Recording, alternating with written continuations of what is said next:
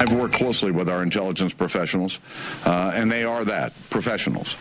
And I do not believe that the CIA lied to Congress. I'm still waiting for Speaker Pelosi to either put up the facts or retract her statement and apologize. John Boehner is the greatest tan all year round of anybody I've ever seen. I am so jealous in public. Well, I mean, you and I look like a box of Kleenex. Hey, if I knew I was going to be in the Mika seat today, I would have been in the tanning salon all day yesterday. I would have been with Boehner, you know, getting browned up. Lawrence O'Donnell joins us. Please keep your hands on the table at all times. What are you worried about? So we can... What are you worried about?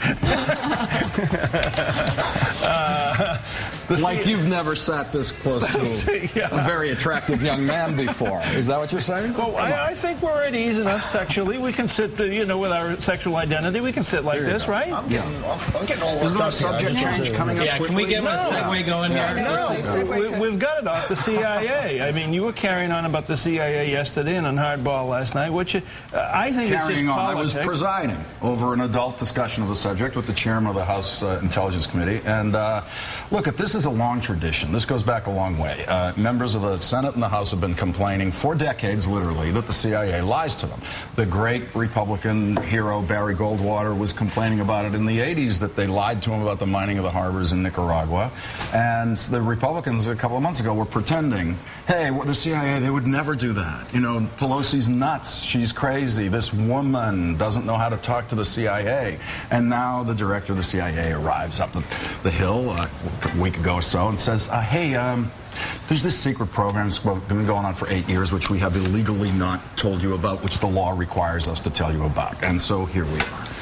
Barry Goldwater sounds pretty good. Let me ask you, the incident that you're describing, doesn't it strike you as somewhat of a distraction from the real issue, which is where the CIA officials did say they briefed on waterboarding a few years ago, and there are many members of Congress who said Pelosi was briefed on it, and that when she accused them, she accused them of lying. I mean, that is to me an unbelievable. This is really, really funny. Indulge me. The director of the CIA goes up to the Hill and says, "We have not told you about something that's been going on, initiated in the Bush administration in 2001 for 8 years, and that's the news."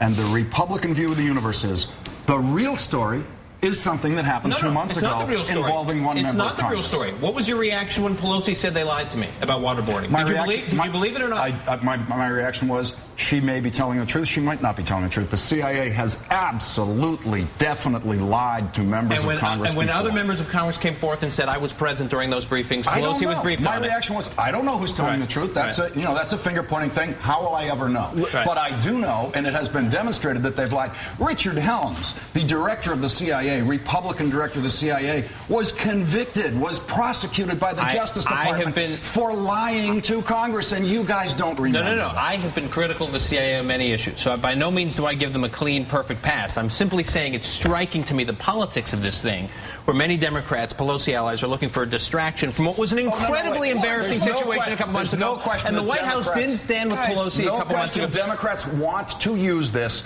to help Pelosi. But if you watch my interview last night on Hardball, which everybody should have, with the chairman of the committee, when I put that to him, he very carefully walks away from it and says, oh, no, this has nothing to do with Pelosi. But it's very clear that is the imagery they want. Can we grow up a little bit, by the way? No, it's too early. Forever in this country, I guarantee you there have been operations that we don't know about, that Congress. It's a real-world situation, guys. I mean, it's illegal, Donnie. You know what? It's illegal. It keeps us safe. When they were created, the law said to them, you know what, guys? I guarantee you, there's a lot of stuff going on we don't know about. It's the Jack Nicholson. You want us on that wall. You need us on that wall. We are not a nation of laws. You know what? Why do you think this? If you think the CIA has been lying regularly, why?